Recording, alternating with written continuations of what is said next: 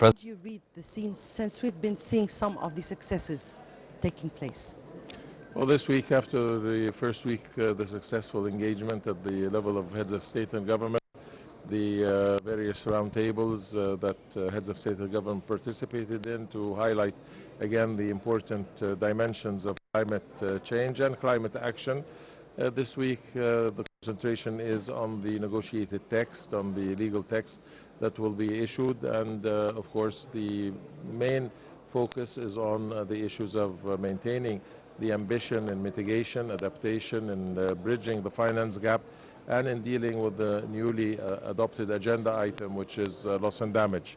This item is of great importance to a vast majority of the parties who have been advocating for its inclusion now for the past 27, 28 years, and we are proud to have been successful in the negotiations leading up to the inclusion of this item on the agenda. Of course, we seek that the text that will be issued and the conclusion of the COP will be reflected of maintaining the momentum, maintaining the aspiration of staying at 1.5 degrees in providing the resources necessary for parties to undertake their responsibilities in reducing emissions and providing for projects in mitigation, and also recognizing the importance of the global goal and adaptation, and the again provision of the resources necessary so that the effects and the consequences that have been highlighted during this year by the devastating weather patterns are addressed adequately through adaptation measures. The finance gap, the fulfillment of the $100 billion pledge, and also the opportunity for parties to make subsequent pledges that shows their determination to continue to deal with climate change in an effective manner. Of course, these negotiations are complex. The parties have sometimes variant views. We as presidency hope to bridge some of those discrepancies and differences, and to finalize the documents in a manner that moves the process forward and ascertains that we are on the right path to dealing with the challenges of climate change. Your Excellency, Egypt has been exerting lots of effort to prepare for such an important summit, and throughout the conference we have seen lots and lots of challenges, but Egypt has created for the first time the delegations meetings, the one-to-one meetings, and the facilitators meetings, and that was created by Egypt. How far do you think that throughout those negotiations we were able to try to overcome any kind of hurdles? How will that deliver?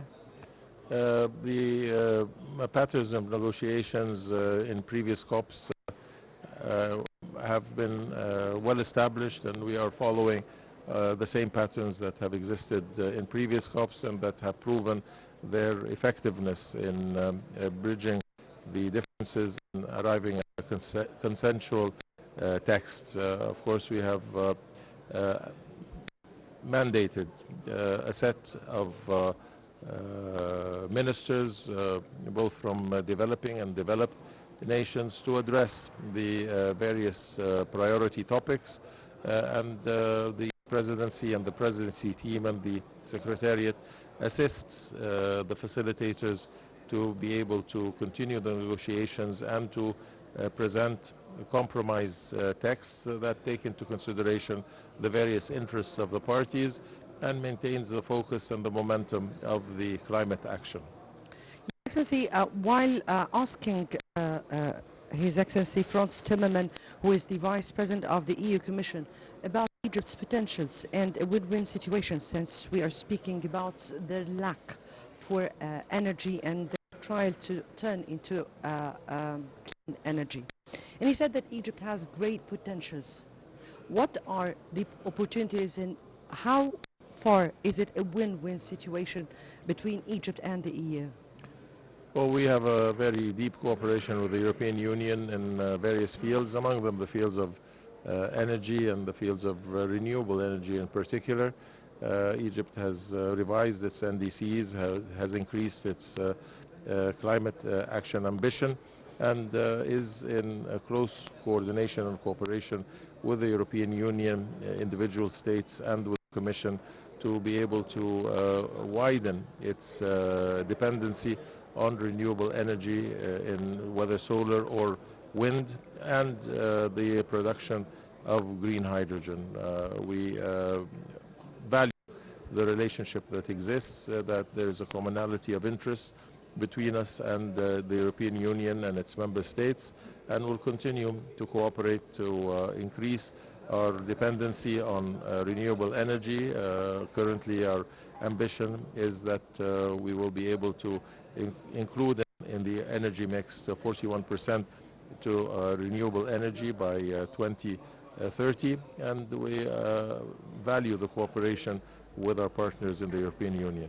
Finally here, Your Excellency, people are so much awaiting and are very much eager for the success of this COP.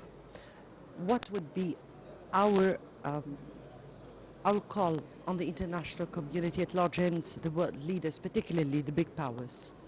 Well, the building of the trust and the maintaining that trust between all of the parties, both developing and developing countries, in the fulfillment of the obligations and responsibilities and pledges that have been made, the fulfillment of the slogan of this COP being the COP of implementation and together for implementation, is vital, that we maintain the momentum in all of the areas: mitigation, adaptation, finance, loss and damage, so that we are reassured that we are moving forward, that we are impacting climate change, that we are dealing with the consequences of climate change, and that all parties are equally committed at the political level but also at the implementation level to deal with this challenge effectively. Your Excellency, Foreign Minister Sameh Shoukry and President of COP27, thank you so much. We had the honor of having you. Thank you. On Nile TV. Thank you. And I guess that was His Excellency's statements to Nile TV. We'll be waiting for more coverages during the upcoming days, so stay tuned.